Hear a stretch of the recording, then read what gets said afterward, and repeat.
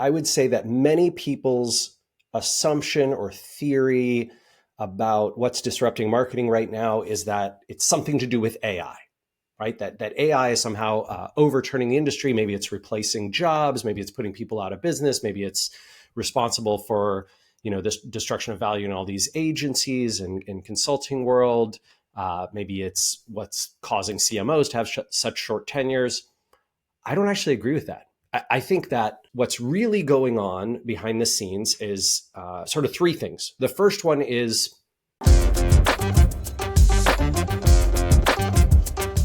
hello and welcome to Marketing Speak. I'm your host, Stephan Spencer. It is my pleasure and honor to have Rand Fishkin with us again.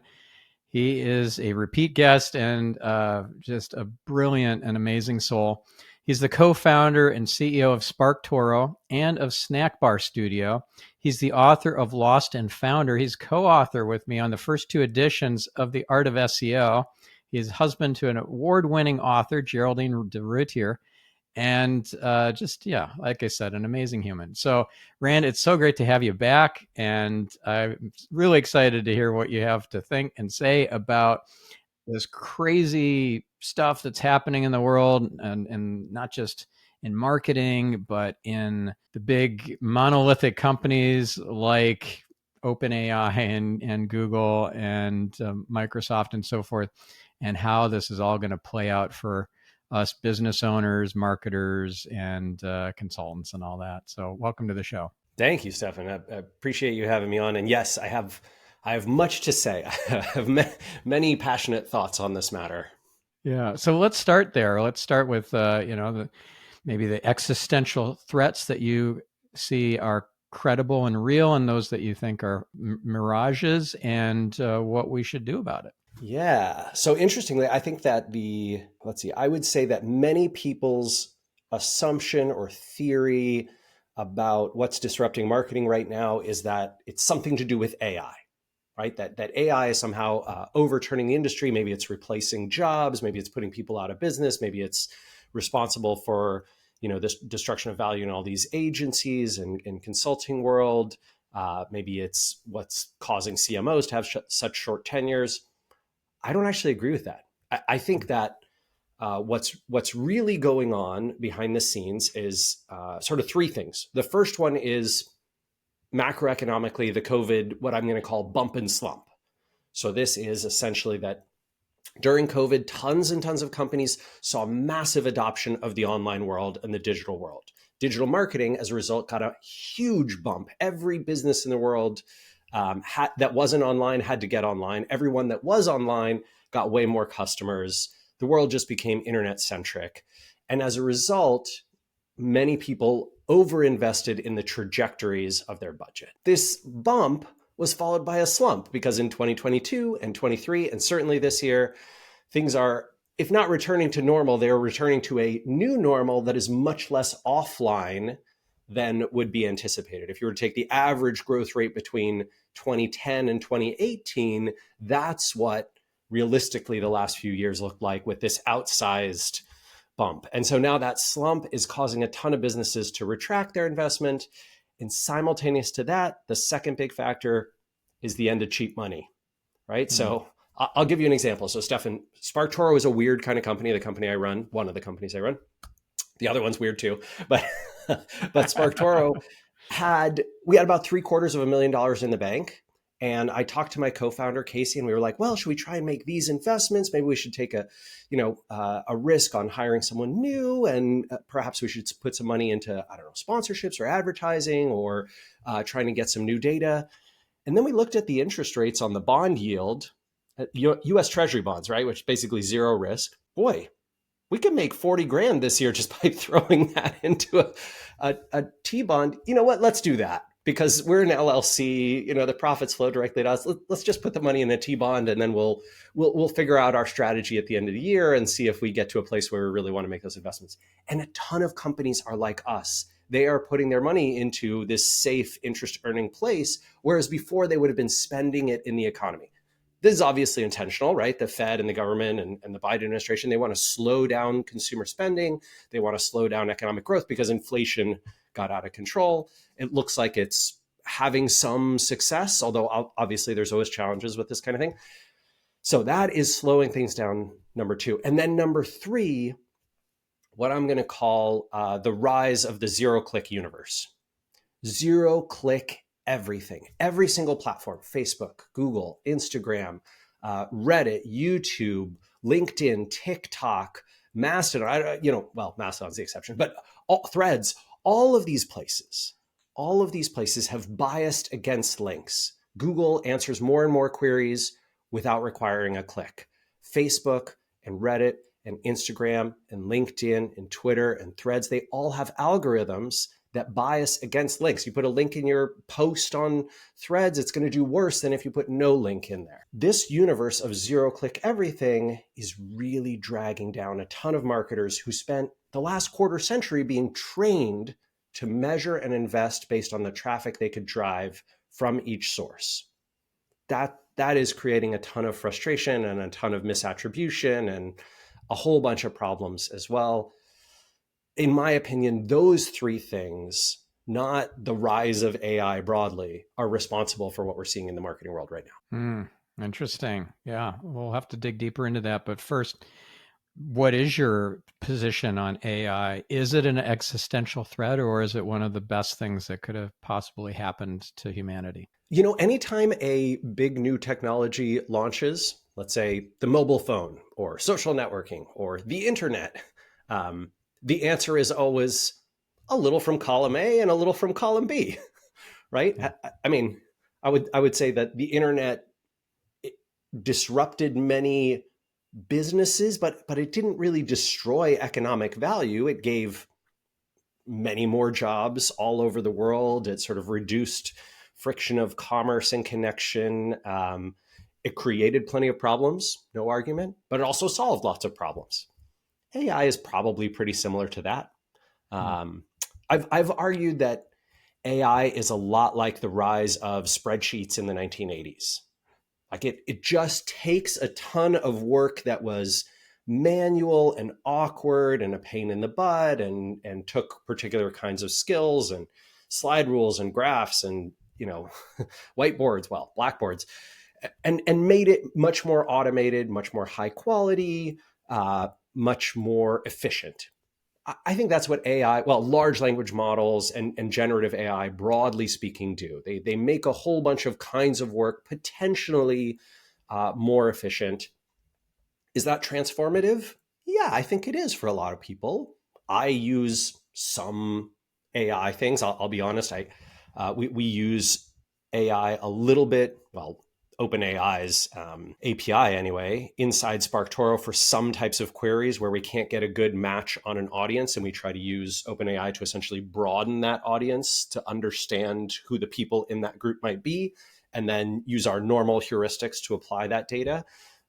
It's handy for that. We use it. I think we use it on about 1 in 10 to 1 in 20 queries that are unclear, that come from a user. It's great. It really solves that problem. I use it for content classification. It's nice for that. Mm-hmm. And to be honest, I've tried to apply it to a whole bunch of other things. Someone emailed me yesterday, Stephan. They were asking about restaurant recommendations in Seattle. And they were like, hey, ChatGPT told me that these are good restaurants to go to for a big group. And Geraldine and I both looked at the list and we were like, oh my God, this is awful. Like this list is horrifying. Some of the restaurants would technically accommodate the group, but most of what the problem is that large language models show words that commonly come after other words. And if you would like a good restaurant experience, you probably don't want restaurants that are most commonly mentioned on the internet when associated with a city, right? You're looking for something unique, something really high quality. And so ChatGPT has just given terrible answers. Anyway, we sent them a good restaurant list. If you want a good restaurant list, I'll send it to you. So transformative, yes.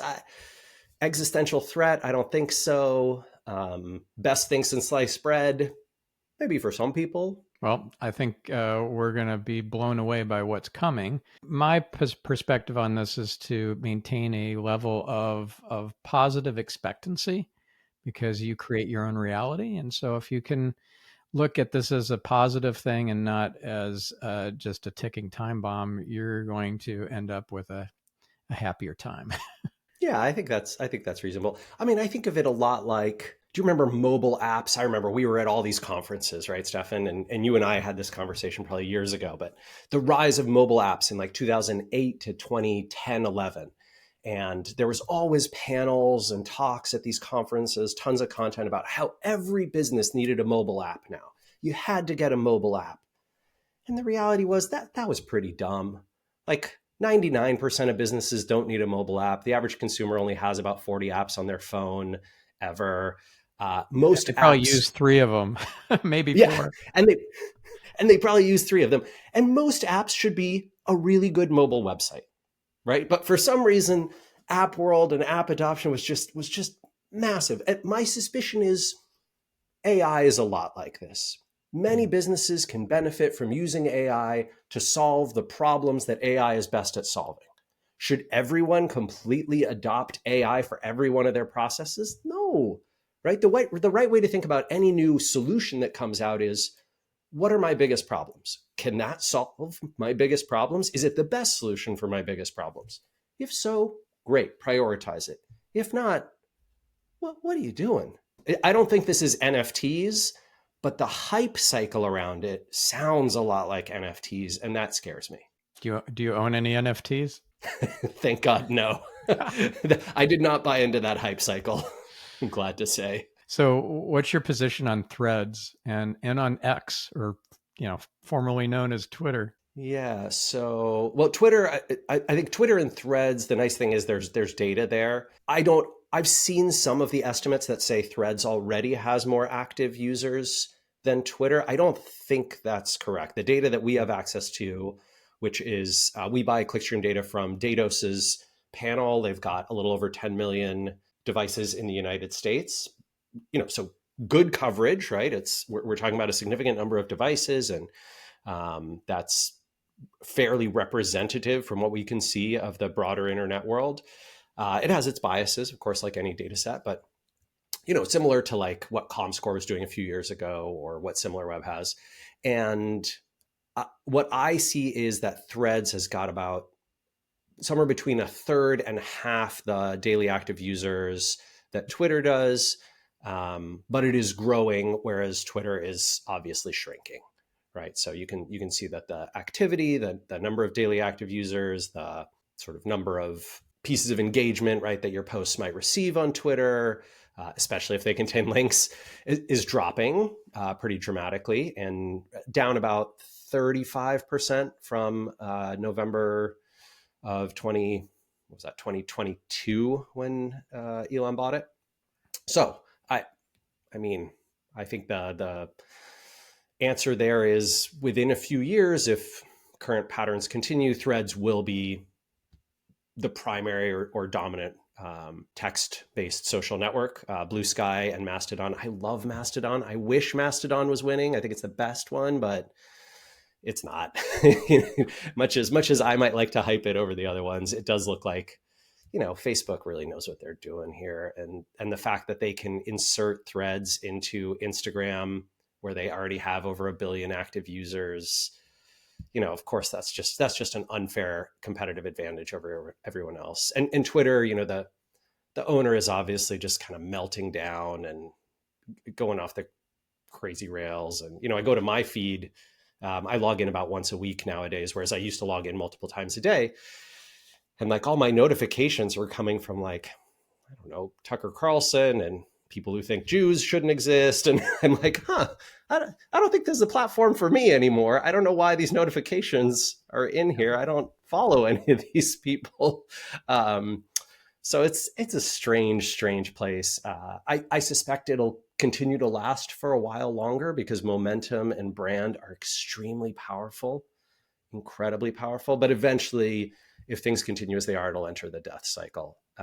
I will say Threads is a good place to early adopt, right? I get, when it comes to link sharing, for example, if I share a link on Threads and on Twitter, I have 1/100th the followers on Threads that I do on Twitter. So about 5,000 to about a little, just under 500,000 on Twitter. And I get more clicks, more visitors from a link shared on Threads. But then you said you're getting demoted by the algorithms when you share a link, regardless of the platform. So what's your workaround there? Yeah. So, with regard to playing the link algorithms, and this goes to kind of how zero-click marketing as a whole can work. One of the things that I try to do, two things. One is share content without the link first. So I might take a screenshot of a piece of content that I've written, or of a video, or of an article that I want to share, and I will post that with no link. And after it starts getting some engagement, I will reply to that post with the link. And this tends to help As a drive some comment. of that. Yeah, basically as a reply to my own, thread or tweet on Twitter. I don't know if he's still calling them tweets, but whatever he calls them now. And Maybe a those Zeet. work pretty well. Same. Sorry. Maybe a Zeet. I don't know. I don't think he's Yeah, renamed it. Z. D-seat, maybe. Yeah. Anyway, LinkedIn works kind of the same way, and this can go quite well. You can see people doing this on Reddit, where they'll essentially, I follow, for example, a lot of people in the indie games subreddit, and you can see that what they do is they'll post a video of their game, and then someone will ask for the Steam store link below. And then they'll reply to that Steam store link with, oh, yeah, here's the URL if you want to sort of, check out the game.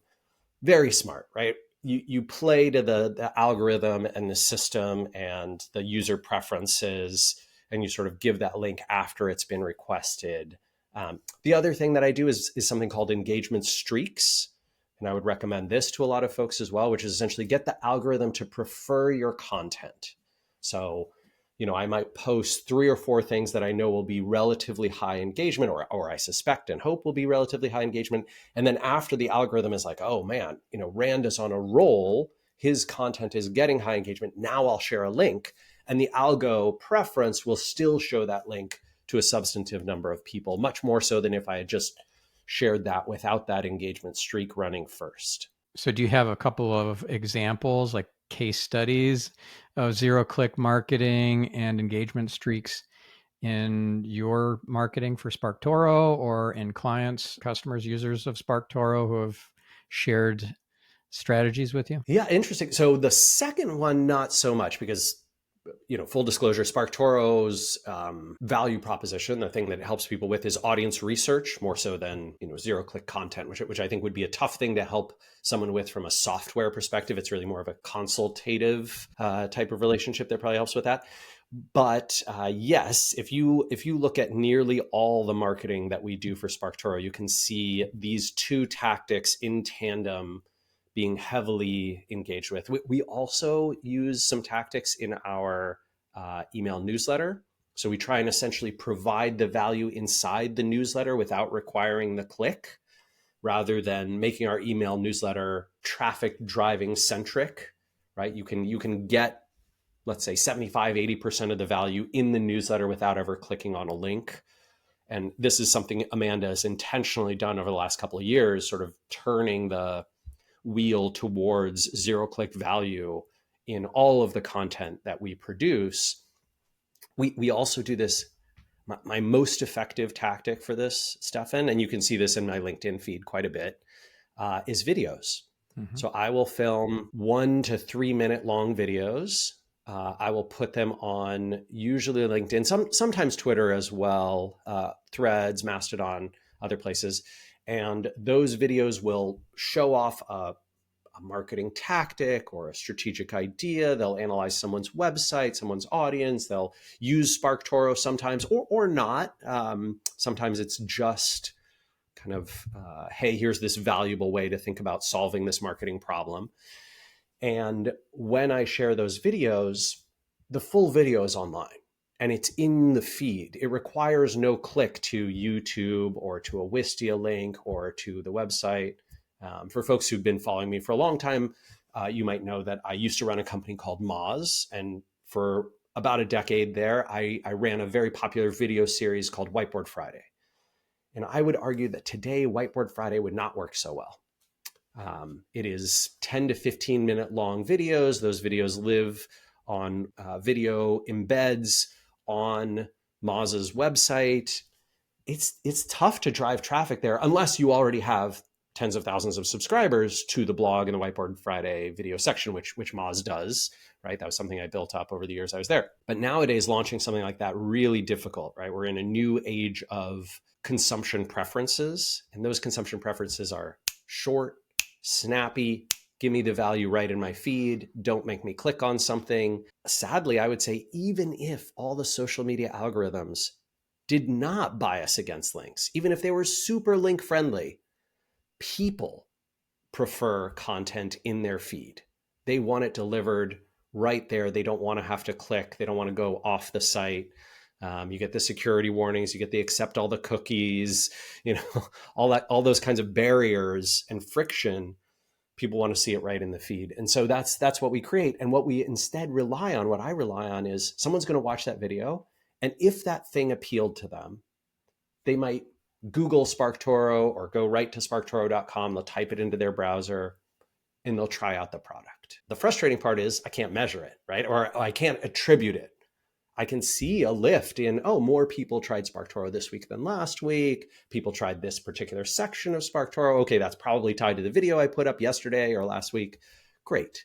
But what I can't say is, aha, LinkedIn drove this many signups, Twitter drove that many signups, Threads drove this many signups. That's just the new reality. So what's the reality now in terms of, you used to espouse 10x content pieces and having, I don't know if skyscraper is your technology or someone else's, but having something that is markedly better than everything else on that same topic out there, that kind of stands above and apart from everything else, so much better.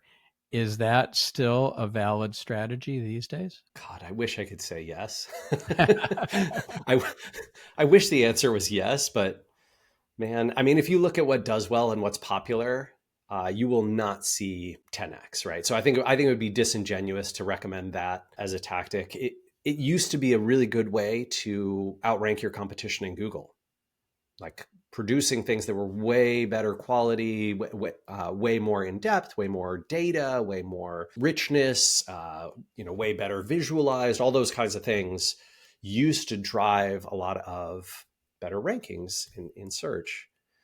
That is not the case anymore, right? You can see analysis after analysis. Essentially now Google is a big brand preference. So if you really want to succeed, put your mediocre to crappy content that you didn't need to put much effort into on a big, powerful website that ranks well for lots of things in that sector already. You're going to do pretty well. That sucks. It's sad and frustrating. I also think it's a risky vector for Google themselves.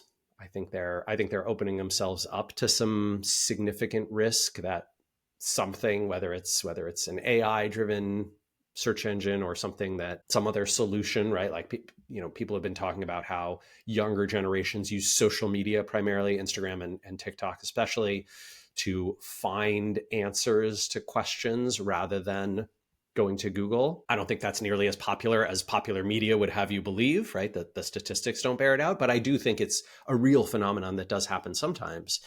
And I don't know, if I were Google, I'd be nervous about that. I would be too. And I think that it's a really challenging time for marketers to compete and do SEO properly, but not give up on their ethics. So if you want to play the game dirty, you can win. You can find those high authority sites and become a regular contributor to, and create tons of mediocre content and get that to rank. But then sites that have amazing content and are very niche specific will get buried. Yeah, I mean, I'd argue that the right long-term play is produce that high quality stuff, but don't just think of it in terms of quality. I think that quality is the wrong bar. I think what's the right bar to get content marketing that works well is a combination of quality, yes, but also resonance with the audience that you want to reach. So deep understanding of the audience, what kinds of content they want, where they like to consume it, how they like to consume it, what problems they're looking to solve with it. And a lot of classic SEO, if you watch my old Whiteboard Fridays on 10x content, you will be misled. You will be misled into thinking that the quality and depth and amount of content and the whatever amount of research that you put into it and detail and data, that those are the things that are going to drive your marketing. And I would argue that's not it today. It's, what does my audience really want and care about? What's likely to be amplified by them? What are they going to share with all their friends, put in their feeds, put in their email newsletters? And specifically the proportion of your audience that are amplifiers. Those are the ones that really matter. And can you use SparkToro to identify the amplifiers in your audience? We just slip you a $20 bill there. Yeah. I was just reading off the card you gave me. Yeah. Thanks, man. Appreciate you. So yeah, what SparkToro is designed to do is basically you input an audience based on what they search for, or their website, or words that appear in their bio, their job title, that kind of thing. And SparkToro will tell you, these are the websites they visit, these are the keywords they're likely to search for, these are the social accounts they're likely to follow and engage with, these are the podcasts they listen to, these are the YouTube channels they watch and subscribe to, these are the subreddits that they follow, all those kinds of things. So it's behaviors and demographics. And so for a lot of folks, this is the primary use case for SparkToro, is to say, I want to understand where I can reach my audience. That's not just, how do I rank for some keywords in Google? So give us a case example or two. Sure. Yeah. Friend of mine emailed me this morning. He is a culinary inventor, and he's invented a new device that he hasn't quite announced yet, but he is working on kind of the marketing strategy for this. And so signed up for SparkToro this morning and essentially described his use case to us, which was, I need to understand where I can reach the audience that might be likely to not just buy my new culinary tool, but amplify my new culinary tool. Like, where can I go to get essentially press and media coverage, but in the new world of sort of all digital sources of influence, rather than just, whatever, the New York Times and Better Homes and Gardens and that kind of thing. And SparkToro gave him some very nice answers to exactly that question, which he then took to his marketing team. And they are brainstorming essentially what is the content and branding and positioning and outreach plan to reach all of these sources of influence so that we can have a very successful launch. I think the launch is planned for early next year, but they're obviously doing a lot of their planning now. And I think this is a phenomenal use case, right? Like that's exactly what you should be doing anytime you have a launch, is to say, how is this launch going to successfully reach the audience that I need to reach and in order to convert them? And the answer to that question is usually through the sources of influence that they already pay attention to.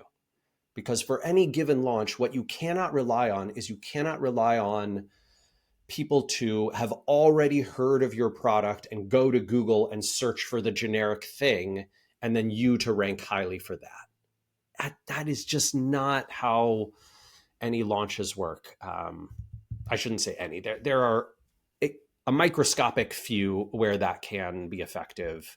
If you launch a new landscaping business in Seattle, where that thing is dramatically in demand and there's 10 times more demand than supply, you can probably get almost no sources of influence to mention you. And so long as you have availability and are somewhere in the Google Maps listing, you're going to do okay, right? But for most other types of things where supply and demand is at a more even cadence, very difficult, very, very hard. So what have you done to leverage your own tool in your own marketing to find those amplifiers, to then market to them, create some irresistible offer for them, perhaps, and assist them in becoming ambassadors? Yeah. This is going to blow your mind, but I did a search for my audience uses these words in their profile, director of marketing. And I scrolled down on the podcast list and I found this one called Marketing Speak, hosted by Stephan Spencer. Yeah, funny. I'm not kidding, by the way. You do come up in the list of podcasts that are followed by folks with particular marketing titles, especially like mid-level management, agency marketers, that kind of thing. So I was like, hey, this is great. Stuff is in the list. I'm gonna see if I can get on his podcast. No, I full disclosure, friends. Stefan reached out to me, but we've known each other for a long time, right? We have a long friendship, but this is exactly the kind of thing that we've done uh, with SparkToro. One of the other use cases that I actually really like, and I don't think a ton of people use it for this, but I might recommend those who do think about it. We have used SparkToro to identify specific influential voices, people, and websites in the marketing world that reach our audience and then invited them to do webinars with us. Like, hey, Laval Chichester, great example, phenomenal marketer. He worked at a SaaS business for a while, I think in Nashville. Now he is running the growth skills agency, and we saw him show up in the sort of rising social accounts that were followed by a lot of our audience, and we were like, man, this guy's great. So we invited him to be a speaker at our digital event, I think last year, maybe 2 years ago, Spark Together. It was great. Like he was incredible. He did such an amazing job that then we ended up featuring his presentation and excerpting it and using it in other places. And he was sort of showing off how he was using SparkToro to do some of this work that he's been doing. It was just a perfect match. And if you're a podcast host and you want to reach a particular audience, the guests you should invite are probably, at least some of them, the people who reach the audience that you want to reach. They're going to bring their audience with you, right? Like, that, whatever, if you invite Asia Arangio or Anne Handley or, people like that, right? Names that reach the audience that you already want to reach. I'm spitballing, but SparkToro could actually tell you whether those are the right people. Then they're going to bring audiences that are likely to like, subscribe, listen to, amplify the Marketing Speak podcast. And the same is true whether you run a webinar or an in-person event or, a YouTube channel, all those kinds of things. Now, you did a sponsorship with Jay Akanzu. Akanzo, yeah. But he reached out to you, but you would have known from doing your research with SparkToro that he was a good fit, that his audience and your audience, your ideal target audience, was a pretty significant overlap, right? Yeah, in fact, we did that research previously and had invited him to speak again. I think he was a webinar speaker for us. So he did the SparkToro office hours, which Amanda and I host every month or two, and did a great job there. Resonated with our audience. It, obviously the SparkToro data showed that a lot of our audience had a big connection to him as well. And so when he reached out and said, hey, I want to help you kind of promote SparkToro V2, and here's this plan.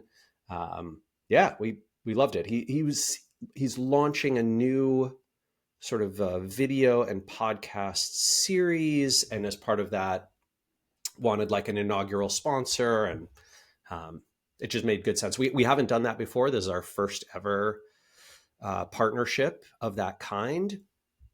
Again, it's tough stuff, and it's tough to attribute how many people actually will come from that. But what we can say is we know how many people we've reached, right? We can look at the episodes and the videos and the engagement and following and sort of listen to hours and watched hours from Jay's podcast. I believe he says his last name Akanzo, and Jay shares that data with us, which is great.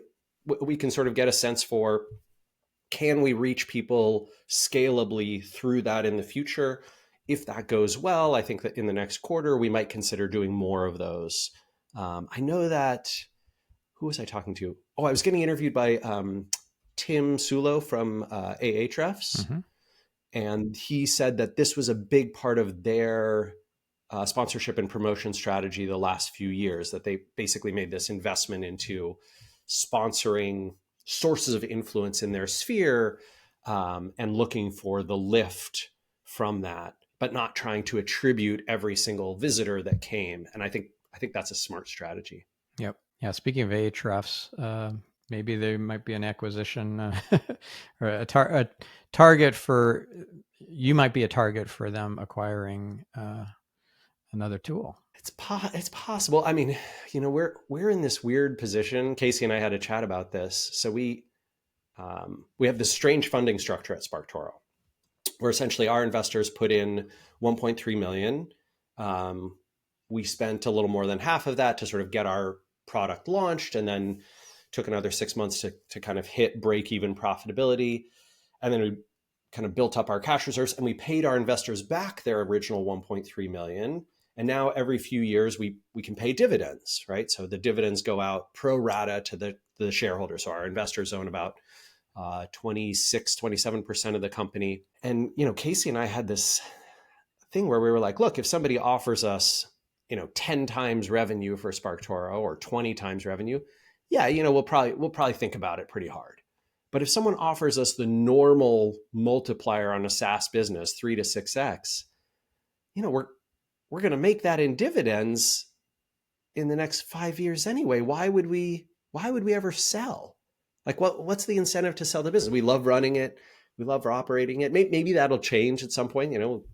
Get old. All this will go gray and white, and I'll be like, okay, I got to get out of the game.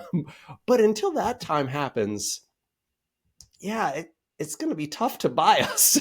We just, we have a very, very founder friendly model, and I don't know. I'm hopeful.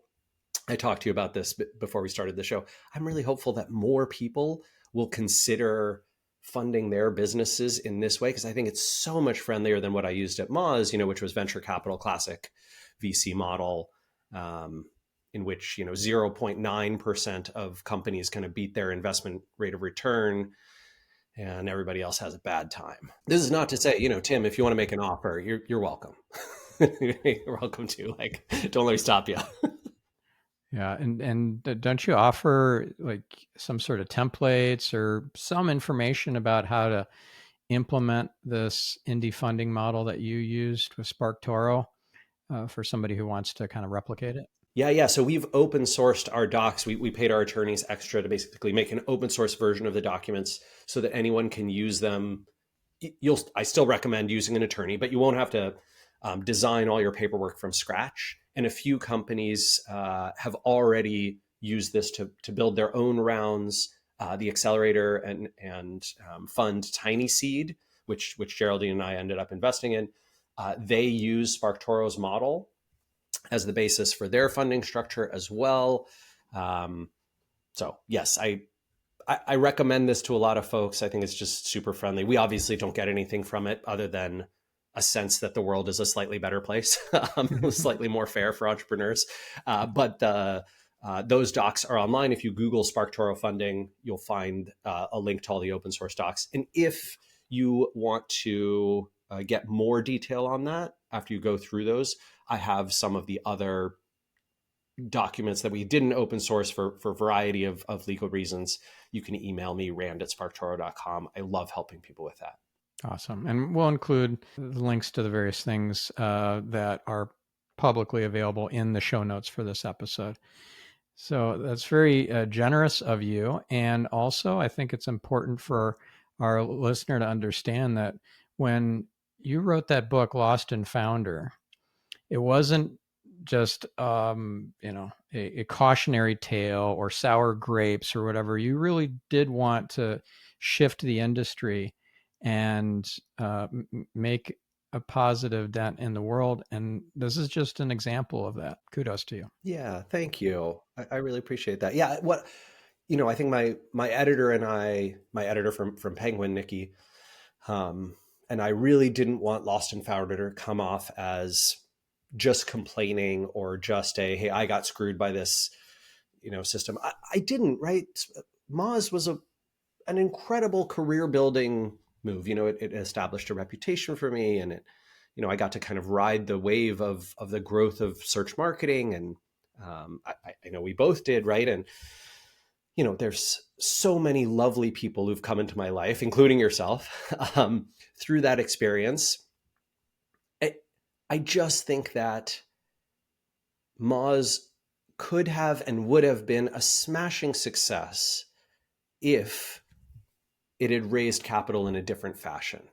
And what I want other people to have is an opportunity to do that. Stephan, whenever people talk about kind of older generations, whatever, in the economic world or in the world of politics or in the world of business, they talk about how older generations seem to be pulling up the ladder behind them, right? That I could afford a house and college and, to build a business, but you can't, because those things have become completely unaffordable for most people in younger generations. And I want the opposite of that.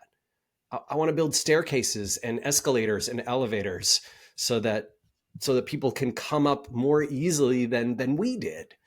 And this is obviously is a very small way to do that, but I think it's a way that I can contribute, that we can contribute. I hope it helps folks. Yeah, and it's really intentional and great foresight and very considerate. Yeah, good stuff. I know we're about out of time, so if our listener or viewer wants to learn more from you, try out the amazing SparkToro tool, which is now in V2 version 2.0 or 2 point whatever, is big leap forward and an already amazing tool. So if they want to try that out, where should we send them to? Yeah, so anyone can create and use the free account as much as they like at SparkToro.com. I think we've got a few 100,000 marketers who already have, which is great. It's forever free. It's not a free trial. There's no credit card to put in. You just go, put in your website, put in your key search terms, put in the description of your audience, and click go. It'll kick you right off. If you want to follow more of the sort of broad other stuff that I talk about, I'm most active on Threads and LinkedIn these days. Rand DeRuyter, my wife's last name, on Threads because of Instagram, and Rand Fishkin on LinkedIn. Awesome. Well, thank you, Rand. And yeah, you're a light in the world. So keep doing what you're doing. It's amazing what you're up to. Oh, right back at you, Stephan. Thanks for having me. Yeah. And thank you, listener. Now go make it a great week, and we'll catch you on the next episode. I'm your host, Stephan Spencer, signing off.